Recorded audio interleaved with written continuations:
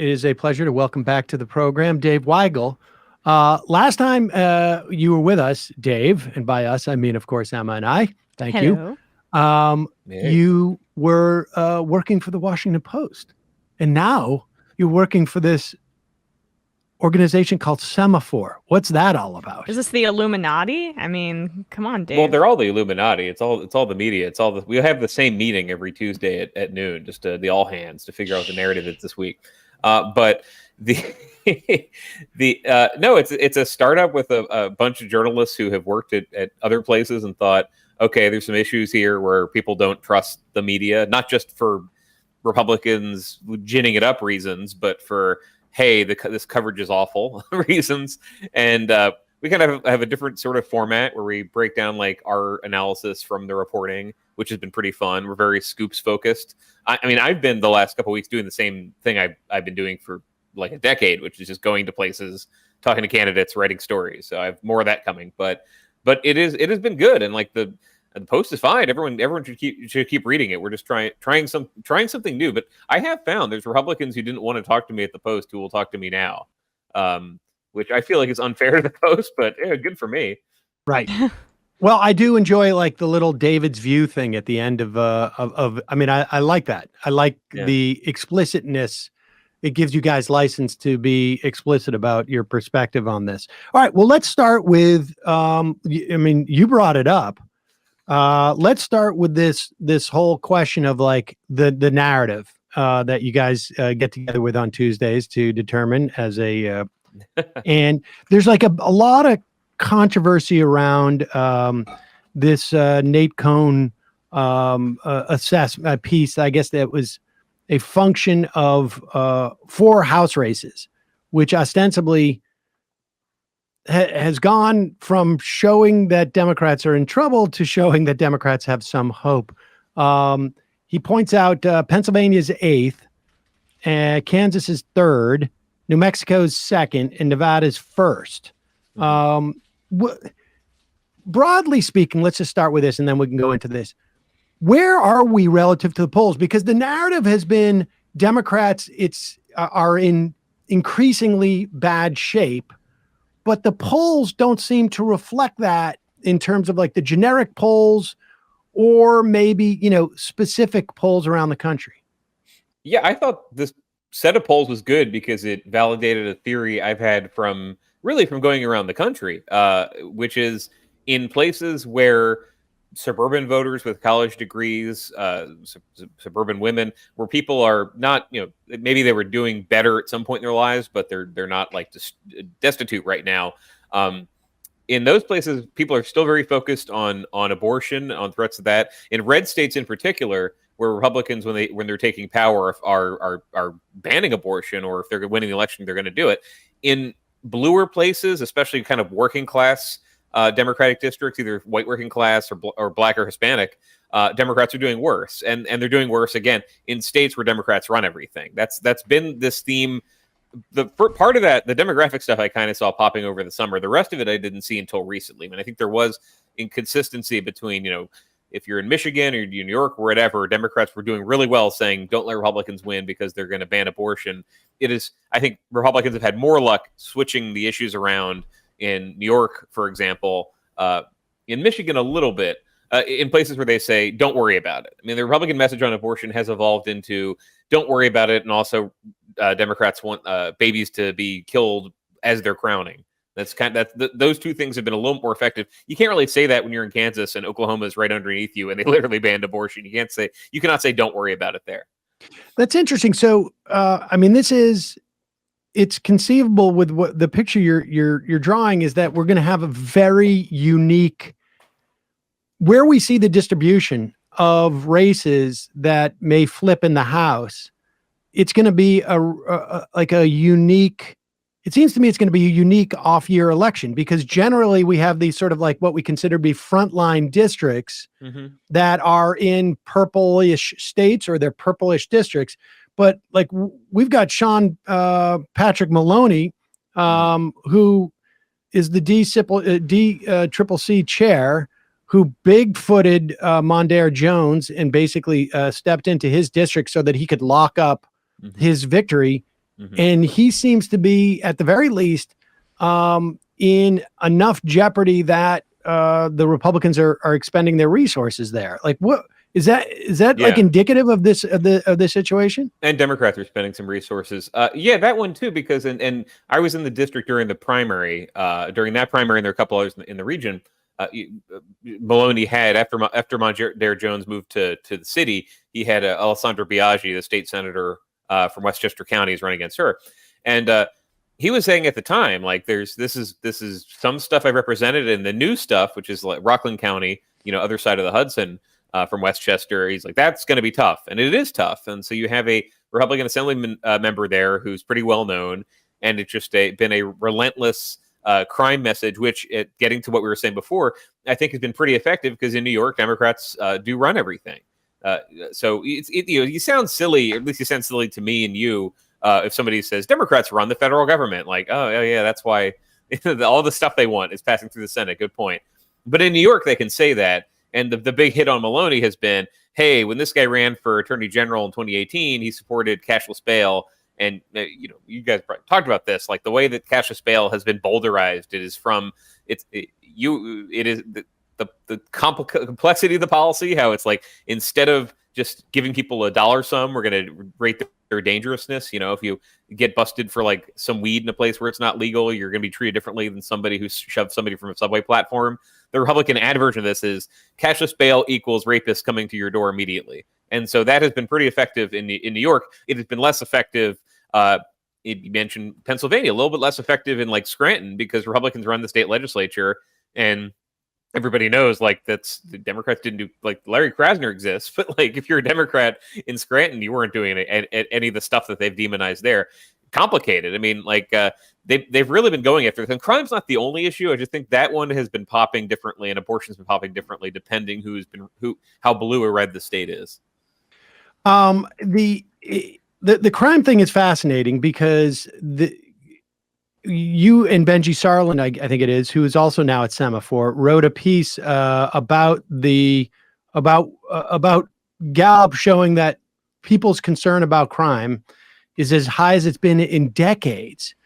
Crime isn't as high as it's been in decades, but it has gone up through COVID. And I mean, is crime really up that much in Westchester? I mean, that's the thing. It's like, it's just this sort of like general overall sort of anxiety that seems to me to be almost like, the caravan in 2018. Yeah, there's a lot of social science on this that was really fun to go into. Like, every time I link a paper that's 53 pages, I'm surprised. Oh, people don't want to read the whole thing. But yeah, in Westchester County, not as much. You do have powerful tabloids, powerful local news in New York, where every time a crime happens, there's, the angles of it. There's the security cam footage, front page of the New York Post, and then it gets splashed into Fox News. I mean, just the media like funnel system for crime news is just enormous. Any crime story, and maybe a crime story that might not have been front page when, like, Trump was president, not around the country, because what was the narrative? The narrative is maybe it's de Blasio's fault or something. That gets blown up big. But I've heard from Republicans a bunch of places. I was in Wisconsin writing one of those stories a couple weeks ago, and they were saying, not one on the record, really. The Republican running for attorney general was saying, like, yes, well, crime is not up everywhere. If you're in rural Wisconsin, I mean, there's counties where it was like higher 4 years ago, and it's lower now. And there's some where there was a fluke. One thing where 5 people died, but then no crime this year. But Milwaukee is up 70%, and so crimes from Milwaukee get statewide coverage. The impression people have, if you're even 4 hours away from Milwaukee, is that Democrats have turned the city into Mad Max. I point out, like, this Waukesha parade killing, and the killer was convicted this week, Darrell Brooks. Republicans have just run millions and millions of dollars just showing that imagery again and again, to the complaints of some people, and saying this is because Democrats in Milwaukee have like anti-police sentiments, and they have light bail systems. So even when it's not crime happening next to you, it is messaged that way.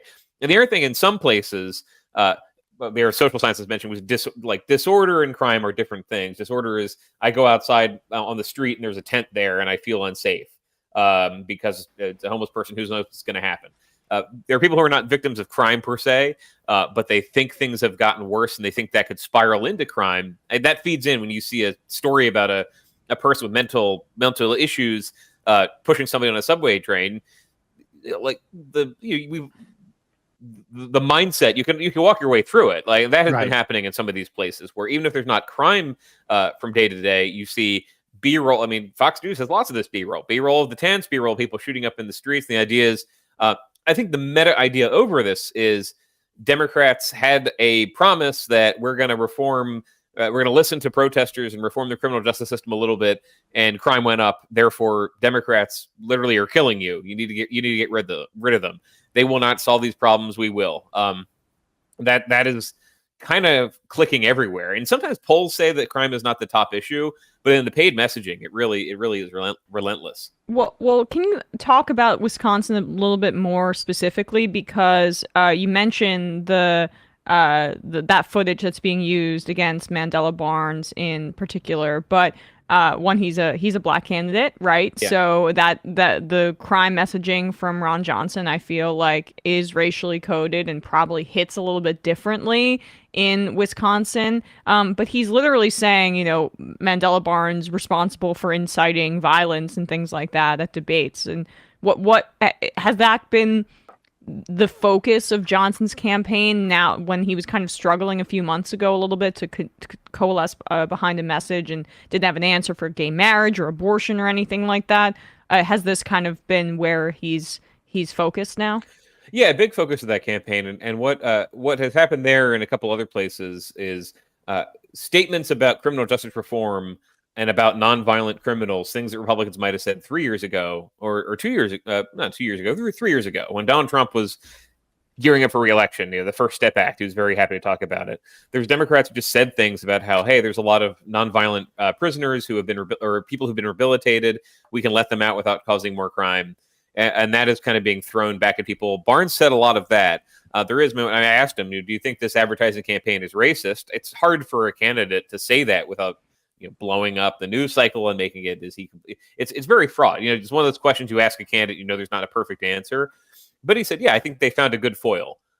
He thinks they found somebody who they can splice together with a scary criminal in an ad. But they're doing that with John Fetterman. They're doing that with like any Democrat who endorsed this stuff. They're also in many cases just like lying, which I think is a key part of this.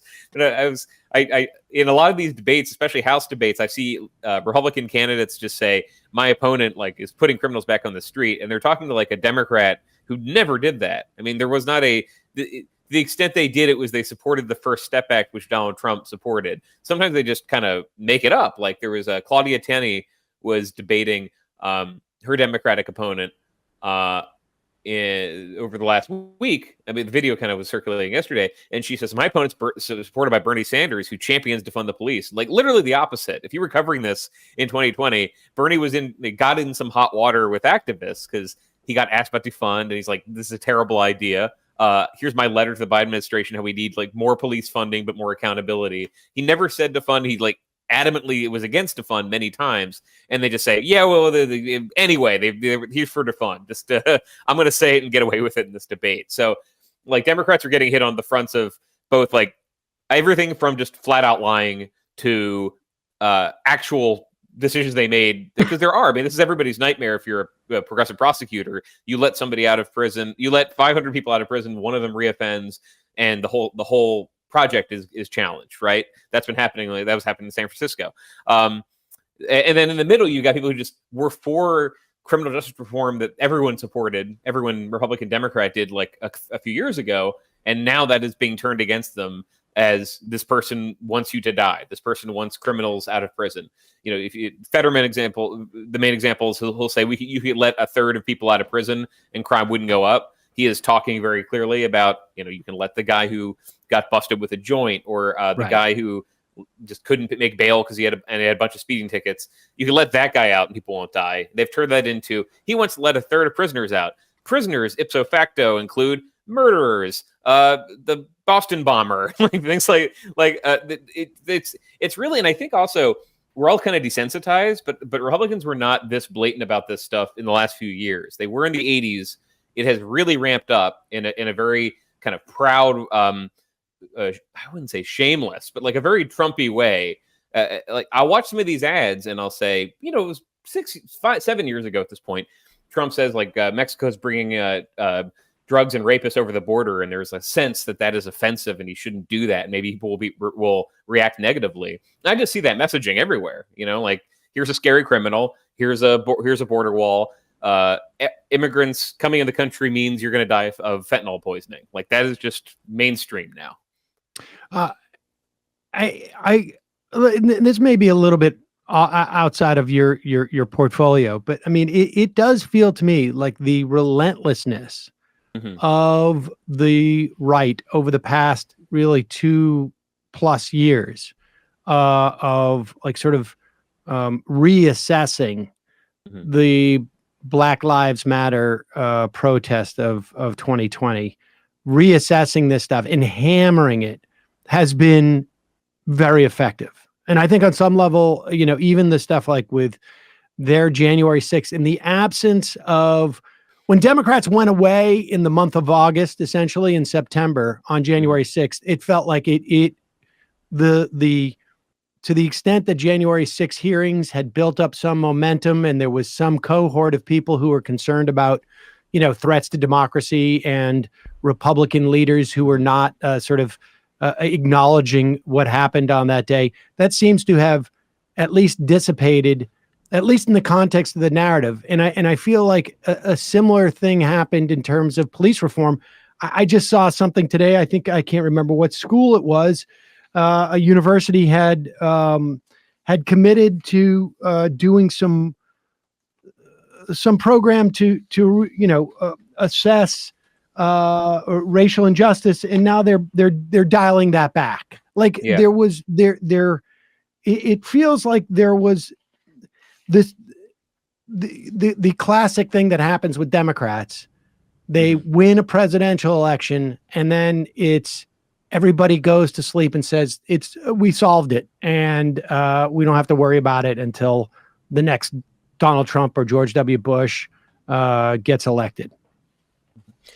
I think they've actually been pretty responsive on a lot of this stuff. I mean, I've been pointing out, like Wisconsin again, the Democratic position there, the governor, the attorney general, both want more funding for police. And you can, part of this is just, you're right, the momentum people had for reform or ideas that were just not, let's put more people in prison, that is gone, that is reversed. But Democrats have been prepared and they've been messaging on this. They've not been lazy. I mean, the January 6th commission exists. It got media attention. There is, I think, this sort of a self-hating, masochistic tone in a lot of the coverage, though. Not the coverage, but like the columns about it, the take industry, where no matter how compelling something is from January 6th, the test is, well, there's a Trump voter in a Waffle House who's not going to find this interesting. So this isn't real. Whereas a ad that is bashing somebody for saying you should free some nonviolent prisoners, well, this might affect the guy who voted for Biden, but also eats in a Waffle House. So that is real. And so I think that Democrats are having a problem convincing people that all this, I mean, I don't know what the climate would be if inflation was at 2%. But I'm not sure it would be that different because yes, there are various economic problems, but if you go back to other midterms that held under conditions like gas has been higher for people in some elections that the incumbent party did fine in. Interest rates were higher. Like in 1974, inflation was double digits. I mean, it's never hit double digits under Biden. It hit double digits under Nixon. Under and like Democrats were able to like do it. There were incumbents who were able to win in those years. I think the media environment is the new thing, and Republicans have a very effective operation that when there are things that are real, I mean, it is real. Like people don't like having to pay more for something than they did 2 years ago. But the idea that is a crisis that you just need to flip the blue switch to red and that will fix it. That is, I think, a function of the media dominance of the right, because there's not like I can't tell you what the Republican plan to fight inflation is. And I can tell you some of the ideas that they propose are things that when they're tried in other countries, like what just happened in the UK, when somebody says, all right, in this moment of inflation, we're going to cut taxes. Markets say, wait, no, that's wrong. That is the opposite. That will actually increase inflation. Yes. More is, money I think, in. Yeah, no, that's the thing that I think this media environment does. And I'm not saying, poor, helpless Democrats. Just that is a thing about political coverage that somebody who, like, joined a startup to do different coverage. I think it's something that people rightly find annoying, is that the conversation is not what is this plan, how will it affect inflation. It is, why are Democrats losing in the polls? Why are Democrats not being taken seriously? And the question you see is, hey, you're a Democrat. Why should they vote for Joe Biden, given that inflation is up? And there's no contrasting of, like, what are you going to do? What were their plan would do? What Republican plan do? But again, the reality is Democrats have been I think the problem is they said that this is transitory. It wouldn't be a huge issue. Right. They've identified some problems. They fixed some problems. But that they were overconfident. I think if you asked a Democrat a year ago, would inflation be 8% by the election, they would think no, because of all the of the way that the supply chains were going to be fixed, and they were. Inflation was still up. But some of it, you got to feel, I mean, I said you don't have to feel sorry for Democrats. Sometimes I do, because what's the Fed doing to fight inflation? Is raising interest rates. What did that result in? Oh, now you have campaign ads saying mortgages are higher than ever. Right. Rents and rents are too. No, more rent. Things like that. I mean, I guess, and I certainly was one of those people who a year ago did not think that this inflation would be as durable. But I also still contend, when you look at the inflation numbers from around the globe, that this is not a function of monetary inflation, where we have too much demand. We have gone through like a worldwide shock to supply lines, and in addition to having obviously a war going on, and that story, it seems to me they've been a little bit late in feeling like they needed to address that like make it clear that, like, we're going through this, but there's only so many umbrellas to hand out when it's raining. What's happening now is not a function of policy or absence of policy, or at least one that can be addressed so quickly. And right. Part of it, I think, is we have a problem in expressing what inflation is, because there's, we have, again, monetary inflation where there's just too much money sloshing around for the number of goods. Or we have inflation that is a function of supply lines. I use this example all the time. Like, you don't go down to parts in Florida where Hurricane Ian is hit and said, like, we have inflation because bottles of water are now selling for twice as much as they did before before we got hit with this hurricane, or that, sandbags are more expensive. No, it's because there was a massive sort of like disaster that we weren't quite in a position to deal with. Yeah. I mean, then we're seeing the return of this talking point you saw when Obama was president, which was when you took over, gas was this much and now it's this much. And it's like, well, what happened in between, January 2009 and November 2012? There was a global recession and it ended and demand came back. Same thing happened this time. And so, again, I'm not trying to like do advertising for Democrats, but like Biden will say something like gas prices are coming down. Republicans will say, yes, but they were lower a year and a half ago. The point is that they're coming down in the last few weeks, and you see Democrats trying to reach and grab some reality. I think an overall problem, and I was talking to Bernie Sanders about this, which is going to be up in Semafor today. His idea is that Democrats just need to shift the conversation with an actual policy, which is we need to say inflation is the fault in part of companies taking advantage of the moment, keeping prices high and getting profits. So we need a windfall profits tax. And he was saying Republicans will never do that. It's you can outflank them on that because they're going to say inflation's bad. You can say, well, we should tax, just Shell doubled its profits. We should tax that. And what is the Republican response going to be? Some version of it's Biden's fault. But they're not doing that. This White House doesn't do that. There are candidates who do it. There are candidates who don't because they have a pollster who say, well, people don't believe that and you get into this Ouroboros of, the news cycle and the Fox News existing. Well, our polls tell us that voters don't believe that because they've heard that inflation is Biden's fault. So some of them, they can't change the conversation, but I keep mentioning the UK situation because they're also capital has the ability to strike and change policy. Like it does it does it in South America all the time, does it around the world, just did it in the UK. And every government that is at all progressive, at all leftist, not that this is a leftist government, but is trying something that is shifting the balance of the economy and trying to take more from the wealthy. There are things that like companies can do, and we've seen that in a few cycles. I mean, the version of this when Obama was president is, these businesses are not investing much because they're uncertain about the tax picture. What they want is a very favorable regime where they make lots of money and their taxes are low, and they can protest when that's not happening.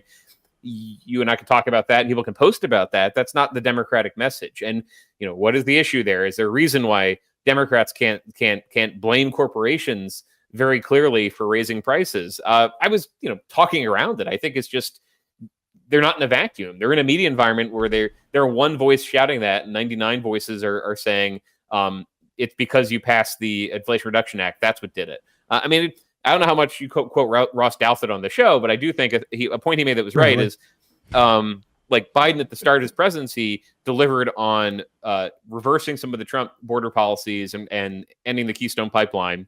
If you look at the actual Biden immigration policy since then, it's been pretty strict. If you look at the energy policy, it's been much more liberal in terms of granting leases than what he ran on or what any Democrat ran on. But because those people remember those and Republicans talk about those, the Republican message is, why is your gas cost more? Well, this one time, remember when Biden canceled the Keystone Pipeline? Remember when Biden canceled the Keystone Pipeline? Repeat 5 million times. And that I don't know if Democrats have the ability to say, well, actually, it's this not even that complicated set of factors. Actually, it's gouging. Why can't they say it's gouging? It's not that he canceled this pipeline. Why can't they say it's the Saudis? Because this is another thing I talked about with Sanders. It's the Saudis cutting the supply. That's the reason it did it. That's true. Like OPEC cutting the supply is a reason that gas prices went up. The war in but I don't have all the answers here because I'm saying this is stuff that is true that Democrats could talk about. They don't. Is it their fault because they're just bad at politics, which is an argument, or is that like they just can't? They are just like trapped under glass, banging on the glass underwater because the conservative messaging is so good that they can't break through. I think it's a combination. They're both bad and it's hard. It may be hard. But we would have been able to assess that if the Democrats had attempted to do it in earnest, right? Yeah. Like, I mean, Warnock on 2 separate occasions in his debate with Walker mentioned corporate profits, but it was like almost an afterthought. Like, I mean, if you're going to message it, you've got to message it and you've got to really hit it. And again, if Warnock's the only one doing it, then it's a problem. But if you have 25, Democratic senators going out there and saying this every day, and you have House leaders and Senate leaders talking about corporate profits. If Biden, was to bring in the CEOs of, 20 of these companies and go, you guys are gouging. There's no way that you should be making record profits in this situation. Like, that's a concerted effort. If that doesn't work at that point, then I think, we have solved that riddle as to, is it that they're bad at politics or there's a bad media environment, but they never attempted to do it. And not consistently. You're right. They would say it. And sometimes because I watch the debates and I watch the ads, I'll think, well, they actually did it. People are not giving, but you need to do it consistently, right? You need to message don't finish it. A sentence without saying my opponents want to defund the police. Yeah. Exactly. All right. So broadly speaking, in terms of the House, where do you think we're at this point? Like, I mean, we had the Siena College polling that Cohn wrote about. Those 4 races, Democrats are up in all of them except for Nevada's first, and Titus, as far as I know, hasn't run a competitive campaign against a Republican in I don't know how many years, multiple terms. Well, since they redistricted, so not since 2010. Really? Yeah, not since. So she comes back when they create a safe Vegas seat. So it's been a while. Yeah. So I mean, not necessarily adept at campaigning. I mean, what we're trying to do is get a sense of like, is there a national trend, right? As opposed to like sort of the secular a party out of power loses seats. What's your sense of this, at least in terms of the House? Yeah, so there are a couple different kinds of Democrats who are in trouble. I mean, Republicans are in a great position to win the House, but the Democrats in trouble are people in districts that are very hard to hold on to, like if Biden won by less than 10. There's Democrats in districts that sometimes are safer than that, who have never had to run, who have not had to run a hard race either ever or recently, and they've made some stumble. I was just in Texas, where that's one of the issues there is like the first or second cycle where some of these guys have had to run hard, and they're screwing some stuff up. They've got scandals that no one paid attention to, and suddenly opposition researchers turn on them. And then there's Democrats who are in tough races and are good at running tough races. Democrats a month ago felt much better. They felt more of their candidates were in that zone, right? They'll talk about Abigail Spanberger, they'll talk about Alyssa Slotkin, etc., who are ready for a ton of money to dump on there. That's the main thing: is do you raise a lot of money? Do you go on the air early to define yourself? Are you ready when they come at you? They're all very good at that. It's just this combination of issues is so new that I think all those categories, like those first two categories of Democrats, have been in trouble. Like the ones who are breaking out of the pack, we'll know after November 8th who was actually good at this. But they have done, frankly, like a lot of hippie punching, a lot of I'm not like those other Democrats, a lot of embracing, saying and like I voted with Trump on this, things that make people angry online, but do still kind of click. And they've taken advantage of their opponent's weakness. It's been very hard for Democrats kind of everywhere. But I was saying this at the beginning. You are seeing people in places where it's like a suburb of a state where Republicans run everything. And Texas doesn't have many close races, but you've got Democrats doing pretty good in Kansas, like pretty good in Oklahoma for governor. Just places where Republicans run everything. It's very clear that they're going to do unpopular right-wing stuff if they win. They're doing better generally. Democrats are doing kind of worse overall. And the thing that I think scares Democrats this week is there's people who they thought were in the "we got this on lock, we've run tough campaigns before" category, who in the final weeks, once a group spends $200 million, not that much, but right, 10 million, like Richard Uline can say, hey, things look good, here's another 10 million. Remember this in 2018, like Sheldon Adelson would give like $50 million several times to these Republican PACs. Like there is stuff that is moving. The problem they don't have is they really don't have a turnout issue right now. They're a little bit worried about youth turnout, but this is not like 2014 where they could not convince people there was an election happening. They're pretty good at the turnout. It looks more like Virginia 2021, where Democrats know how to hit their numbers, and they know, and they're better than McAuliffe in a lot of cases, worse than some at like refuting arguments early. But you can get shocked at the last minute. That's the Maloney story. Maloney has run tough races. Most of his races actually have been pretty tough, but he has not had at the very last minute. Might be in the end, like it's 4 million now. It might be much more than that. Suddenly saying he wants all the criminals to kill you. I mean, I feel like there's been years in the past where these influx of money has been so dramatic and decisive, but I feel like this could be the year. And we almost saw like that APAC Associated PAC. We talked to Brian Grimm about this last week, the influence it had in these primaries. And we're seeing sort of like the next iteration of that. It feels like this late money because there's so many billionaires out there who, the idea of dropping $20 million, $50 million in the last couple of weeks of a campaign is really sort of like functionally like, me saying I'm going to get a nice pair of boots for this winter. I mean, it's the same sort of effort. I am going to get a nice pair of boots, incidentally, for this winter. Good. Yeah, I should probably get some. Yeah, I have all these comfortable sneakers that are actually freezing. Exactly. If it's please. Yeah, I don't. They honestly, this is the thing. We're talking through Democrats' messaging, and I feel there's a lot of attention this last week to they're pivoting to Social Security and Medicare.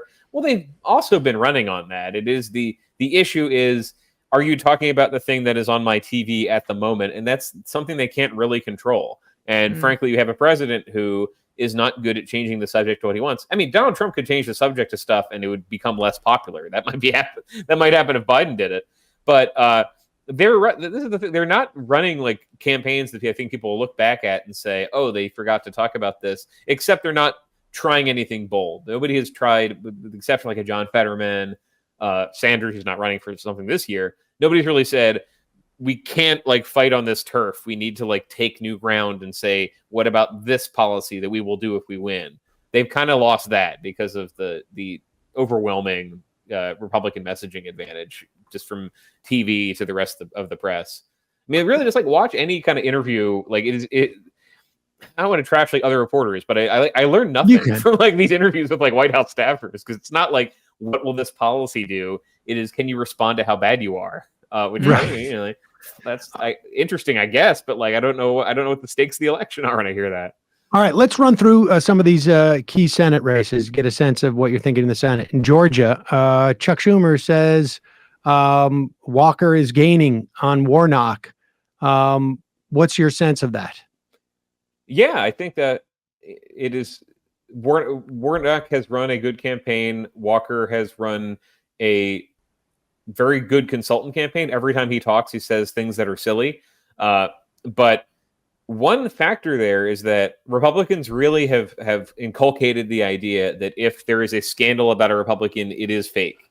Like every scandal is Anita Hill, Clarence Thomas, which in the Republican cosmos was fake. And so you saw Republicans pretty boldly saying, oh, well, Walker was accused of having an abortion. That's not because, paying for an abortion. That's not because he did. That's because liberals don't like him. And so they've locked in their base there, and it is entirely just our independents who are undecided on this, convinced that Walker is competent enough to like be a senator who will fight inflation. Kind of very substance free on that stuff. It's just like, can a mediocre candidate who voters kind of don't hate but don't think is good, can he just ride that by denying everything negative about him? That's been the story of that race. You going to make a prediction? Because if you get enough right, I think that'll go to some. I think that'll still go to a runoff. I think that's going to piss everybody off by going to like a runoff that lasts for a month, not 2 months. They changed that law. Wisconsin. Oh yeah, I think Johnson's got that. He's going to win that. It's not going to be huge. Probably a single-digit win. Again, that's a state where it's very clear to voters that if Republicans win everything, not as clear as Democrats want it to be, but it's from Republican campaigning and the bills they passed in the legislature. It's very clear that Republicans, if they take the state, would limit abortion, all that sort of stuff. Those issues are good for the statewide races. For the federal, I do think Barnes very early on was defined as a radical who hated cops, and he did not respond to it quickly. I'm not sure how he could have. But yeah, I think that I know Democrats have been starting to write that off before Barnes is the nominee. This is a thing where Democrats very quietly were saying, we'd rather just some guy, some white guy, some generic Democrat is the nominee running this campaign than a black lieutenant governor who said some things that can be turned into attack ads. So they've been pretty gloomy on it, and I think he's in trouble. Pennsylvania. I want to see a polling since the election, but that's a race where like the delta between since the debate. Yeah. The debate was like bad for Fetterman. I think the spin the campaign did was like absolutely the best thing it could have done. I talked to Fetterman a week before that. This is really like, if he loses that race, it's just bad. It's as much as like he had a bad night. When I interviewed him, he was stumbling over some words and mushing some stuff together. He had a worse night at that debate. He did, these hour-long editorial boards. You can watch the video if you don't trust me.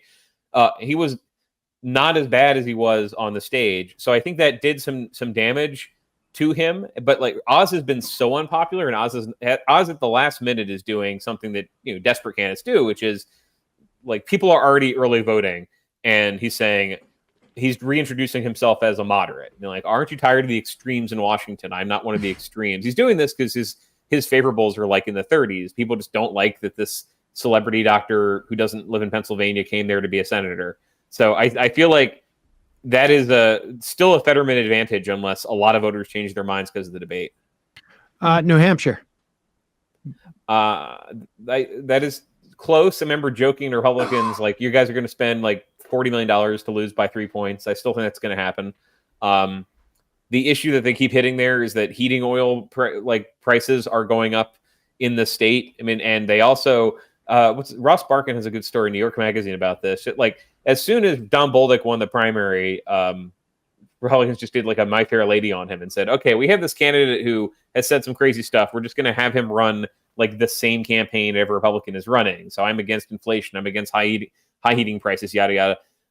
I just think Democrats need to like lose some more ground. If Biden's approval in New Hampshire stays at like 45%, I'm not sure how many voters there are who want to replace every Democrat.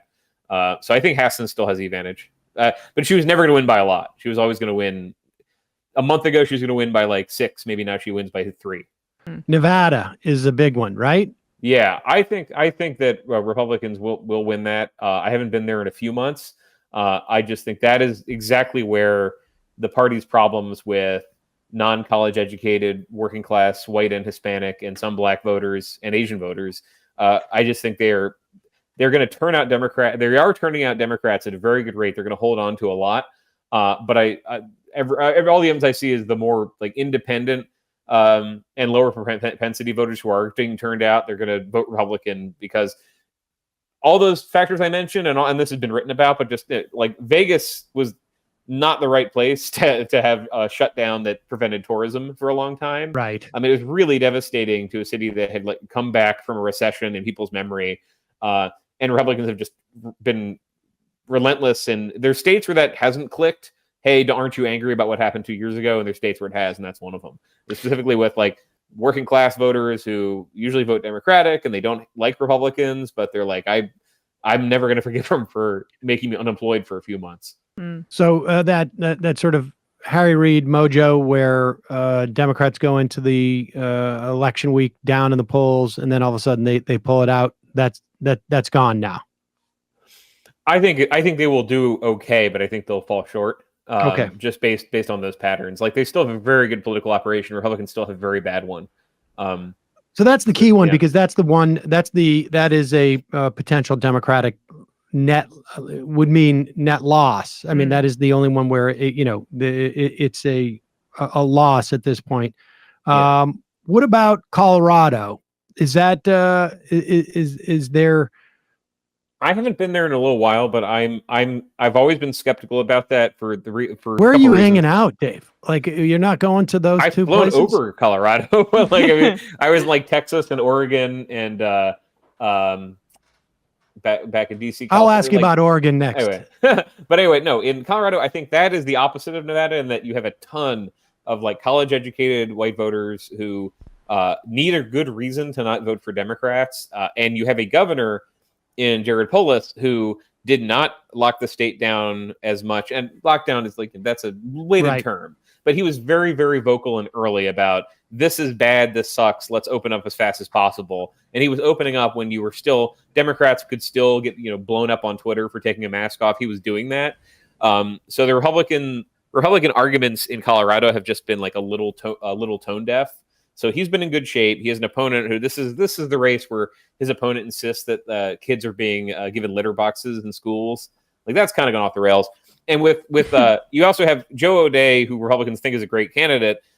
He's in this trap that a lot of Republicans get in a blue state, which is, do you blow past a Trump question? Do you make something up, or do you say I wouldn't vote for him? And he said he wouldn't vote for him. He'd campaign against him. So he's just like not an exciting candidate for Republicans. His whole thing is convincing moderates. I don't think it's going to go in that direction. I think if things melted down for Democrats and gas went up to $20 next week, maybe. But I think that is just the arguments that work for Republicans are not there. Let's just jump to Oregon, unless you think that like there's a story that we should know in North Carolina, Iowa, or Florida. Well, I mean, I know I've been following them a little less, but that you've got both parties kind of wish they could do like a Freaky Friday of their better candidates and their worst candidates. Like, you have very good Democratic candidates in Ohio and Florida. In North Carolina, Beasley, who some Democrats thought was like a little bit dry as a speaker. I mean, she's not, but candidates being dry is a problem for journalists. It's not a problem for voters. They don't need to be interesting to like be electable. They're all very good candidates running very good campaigns, and just everything is mitigating against them. And then in Oregon, that's the race for governor, and it's the House races. That's one of those things I was talking about, where if you're in a blue state where Democrats have been running things for a long time, your problem is Republicans can say everything that's happened that you don't like is the Democrats' fault, and nothing will change if they win again. And that has been very powerful in Oregon.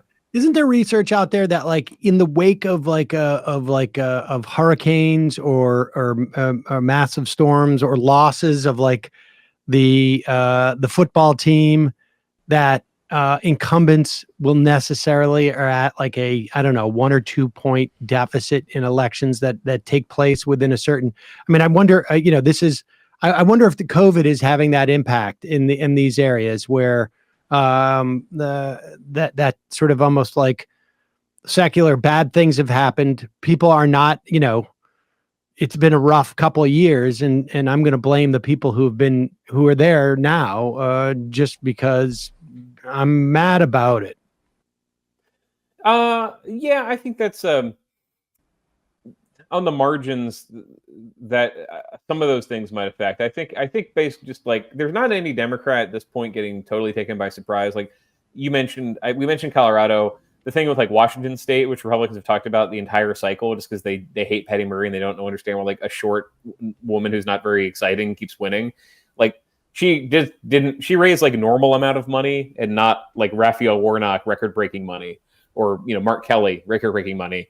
So there are like not the reasons why, like, the things that would flip people there. Some of them exist. I mean, that is, but like the thing that it's just generally East Coast bias. Like Washington had a pretty good pandemic experience. The decisions that were made during COVID were popular. Seattle voters who are Democrats after they had a very high profile 2021 election where they replaced the city leadership and some of the concerns with crime went down. So I think a lot. I bring that up because there are Democrats who I think 4 years ago might have, or longer than that, 8 years ago might have run out of money and been surprised if something popped up at the last minute. And I don't think they're there anymore. I just think there are some people like Murray and Bennett who, if things got real crazy at the end, they don't have like FU money that they can dump in, like Warnock or Kelly or Fetterman. All right, so Democrats hold the Senate. No, I don't think so. I think Republicans will win by a couple. So where is it that they're going to lose? Nevada. I think Nevada. I think Georgia in a runoff is very possible. I think Pennsylvania or Arizona are both possible. I just think things would need to snap back for Democrats. And I mentioned Arizona a couple times. I'm not maybe sure in that sentence, but in Arizona, you just have. That's another one where like the Republicans have a very unpopular candidate who has a record that has been very easy to go after on TV. It's just that is a place where there's enough people who are like, as a working class person, I'm not paying a lot of attention, but nor should I, but like Republicans say they're going to fix these problems, so I'm going to vote for them. I think there's enough of that going on. I'm literally about to head there, so I will see how correct I am. But I think like. It's easier for me to see a few races breaking their way, so they've got those seats. I mean, but the turnout so far, Democrats are doing well enough where I don't think there's going to be, just in 2014, everything broke against them. Yeah, and even in races where their candidates were popular, people were just like forgot to vote, and that is not happening this year.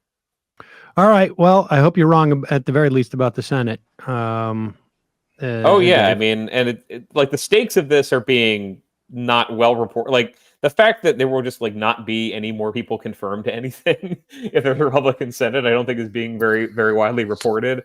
Oh my God! Of the election. If the Democrats lose the Senate, the only thing that's going to happen are going to be the investigations out of the House. That's the only thing that happen. There will be nothing. Nothing will happen. Maybe there's a couple of things maybe he can do as an executive order, but half the White House staff is going to be dedicated towards the impeachment hearings, and so it's going to be rough. Dave Weigel, often a pleasure. I mean, today not so. You know, I'm not going to lie. Yeah. I would have. It would have been more fun if you had thought that the Democrats were at least going to hold the Senate. But I mean, hey, no. I'm out there. I'm seeing what is happening, and if things change, I can tell you. But that's well, what no, I'm I doing right appreciate now. the the frankness, but nevertheless, if you want to come back on this show, you've got to tell us what we want to hear. Don't you understand? Well, it's not just that. I mean, I'm just saying that like you're being honest and I'm being honest, and it's like more often than not, it's a pleasure to have you on. And I'm just telling you what I'm reporting, which is today not as much of a pleasure. Well, it's been a pleasure to speak with you either way. So thank you guys. All right. Well, see, we're all just being honest here. That's all. Diplomatic. It's just about honesty. Dave Weigel, really appreciate it. Guys. I signed up for your newsletter the moment it went, even before it was live. So I really appreciate it. Yeah, I think one went out while I was in here, unless I missed something. Well, I haven't read it. Thank you very much. I've been doing it. All right. Have fun. I asked Bernie what he thought of if Tulsi Gabbard was like dividing the left with her campaign and right now, and he said the answer is David. My focus is on 2022, so he didn't want to talk about that. But we have a fun Bernie interview with some other stuff from Texas. Yeah, enjoy it. It's a good issue this week or this Friday. I'll check that out. We'll have plenty more to talk about that in the coming weeks, months, years. Dave Weigel, always a pleasure. We'll put a link to your newsletter at Semafor.